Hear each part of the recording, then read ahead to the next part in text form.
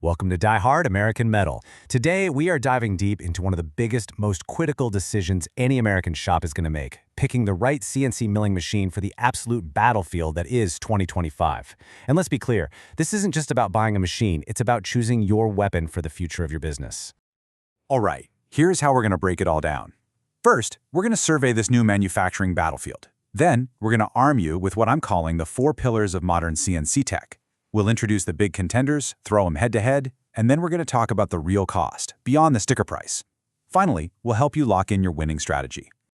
Okay, first up, the battlefield, because the game has totally changed.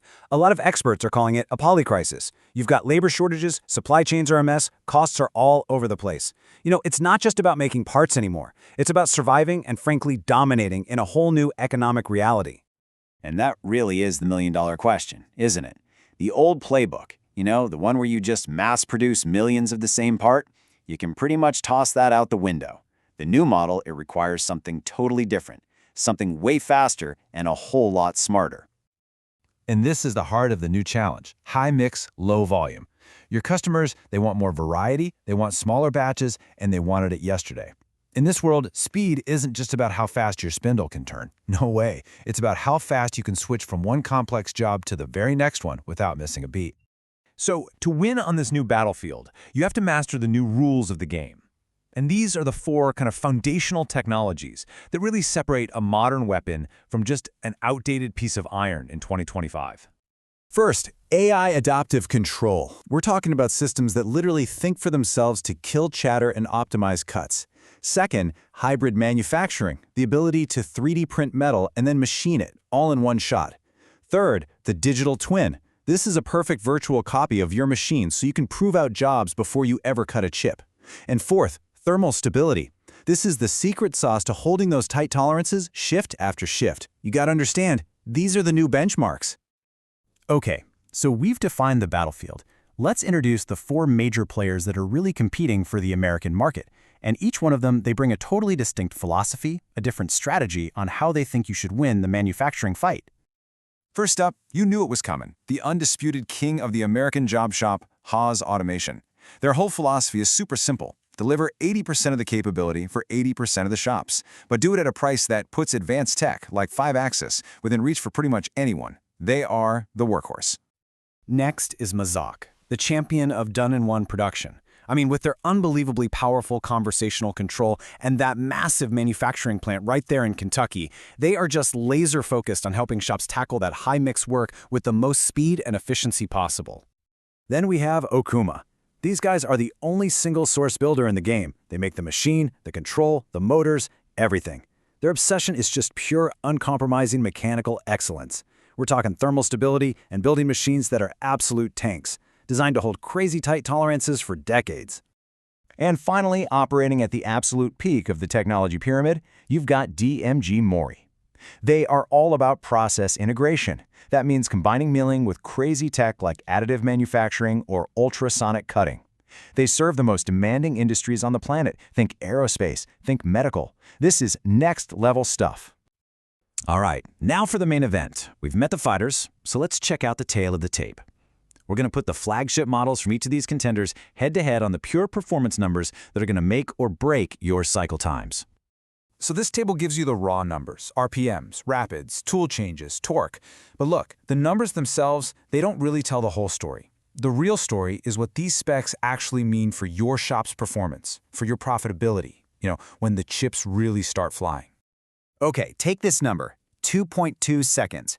That's the chip-to-chip tool change time on the Haas VF-2SS. Now, for parts with a ton of drilling and tapping, think like aluminum electronics housings, that blazing fast change time makes it an absolute king. It just adds up. But what about raw power? What if you're not drilling and tapping? What if you're hogging out tough stuff like stainless steel? Well, that's where torque is king.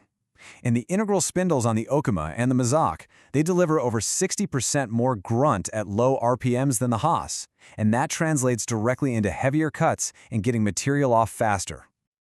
Now, let's talk accuracy. And to talk accuracy, you have to talk about its mortal enemy, heat. See, Haas uses a software model to estimate heat growth. It's smart, it's cost-effective, But Okuma, they use physical sensors to actually measure the temperature changes in real time. What does that mean for you? It means you get cold start precision without those long warm-up cycles. That is more billable machine time. All these specs matter, of course, but they lead us to the biggest question of all, cost. And I'm here to tell you, the price on the quote sheet is only chapter 1 in the story of what a machine truly costs your business. We have to talk about the total cost of ownership. So, the initial investment, well, it varies dramatically. A shop-ready Okuma or Mazak can cost you 60 to 70% more than that baseline Haas. And the DMG MORI? It's in another league entirely, commanding like a 200% premium. So you're probably asking, how could that extra cost possibly be justified? Well, it all depends on your mission. Let's take scenario 1, a typical American job shop. You're doing small runs, 5 to 50 parts. In this case, the Haas is the clear financial winner. Its low monthly payment gives it a much lower break-even point.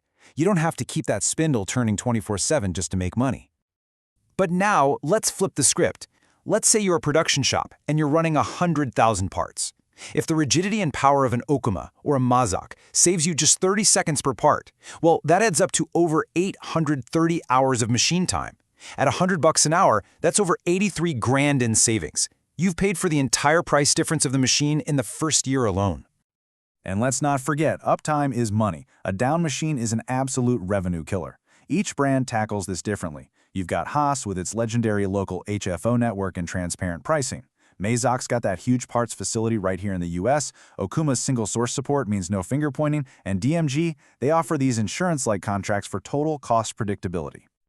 So, how do we pull all of this together? Look, the best machine in 2025 isn't a single brand name.